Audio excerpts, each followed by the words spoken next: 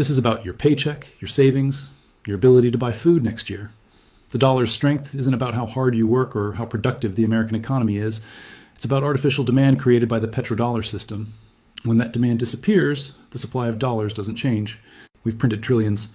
But if the world doesn't need dollars anymore, all those dollars come flooding back home. That's called inflation.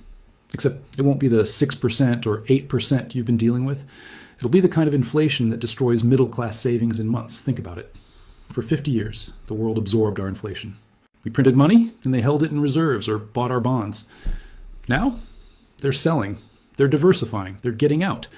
And when those dollars come back, when foreign central banks dump treasury bonds, when trade shifts to other currencies, the purchasing power of your dollar collapses. The price of imports explodes. Gas, electronics, clothing, medicine. Everything made outside America, which is almost everything, becomes unaffordable. Your savings lose value faster than you can spend them. And here's the part that should terrify you. The government can't stop it. The Federal Reserve talks about controlling inflation, but their tools don't work when the problem is loss of reserve currency status. They can raise interest rates, sure, but that crashes the economy and makes the debt unsustainable. They can print more money, but that accelerates inflation and drives more countries away from the dollar. There's no good option. It's checkmate. And the people in power know it. That's why they're not talking about it. Because if the public understood what's happening, panic would accelerate the collapse. Better to keep everyone calm, keep everyone ignorant, and let the disaster unfold slowly enough that most people don't connect the dots until it's too late. But the smart money already connected them. Let me tell you what they're doing. Because this is how you know it's real. When the richest, most informed people on Earth change their behavior, pay attention. Billionaires are buying farmland. Bill Gates now owns more farmland than anyone in America.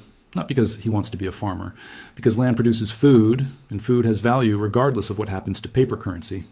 Ray Dalio, one of the world's most successful hedge fund managers, has been screaming about dollar collapse for years. He's allocated significant portions of his fund to gold and foreign currencies. Warren Buffett, historically a dollar bull, has been diversifying Berkshire Hathaway's holdings into foreign stocks and commodities. Central banks, the institutions that actually manage currency, are buying gold at record levels. Russia, China, India, Turkey, Poland, all of them loading up on physical gold and reducing dollar reserves. In 2023 alone, central banks purchased over 1,000 tons of gold. That's the most in decades. Why? Because they know the dollar's reserve status is ending. And when it does, hard assets like gold hold value while paper currencies collapse. Even corporations are hedging. Tesla, MicroStrategy, and other major companies have put portions of their cash reserves into Bitcoin and other alternatives, not because they believe in crypto ideology, because they don't trust the dollar long term. And these aren't conspiracy theorists or doomers. These are the most successful, best-informed financial actors on Earth. They're voting with their wallets, and they're voting against the dollar. Meanwhile, your financial advisor probably still tells you to keep most of your money in dollar-denominated bonds and index funds. They're either ignorant or lying. Either way, you're the one who loses. Let's talk about what happens next. Because the petrodollar ending isn't the final collapse, it's the first domino. Here's the cascade. First, oil-producing nations start accepting other currencies. That's already happening.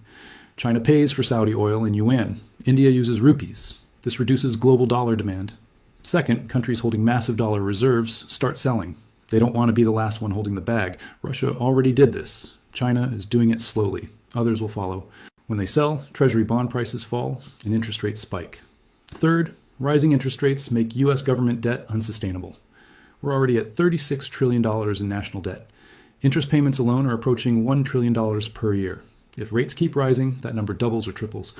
At some point, the only option is to print money to pay the debt. Fourth, printing money to pay debt accelerates inflation. Prices rise.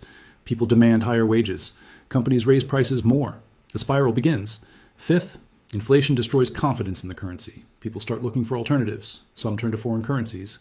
Some turn to gold. Some turn to crypto. The flight from the dollar accelerates. And here's the nightmare scenario. A currency crisis triggers a debt crisis, which triggers a banking crisis, which triggers a political crisis. This isn't one problem. It's systemic failure. When people can't afford food, they riot. When governments can't pay salaries, they collapse. When banks can't honor withdrawals, they close.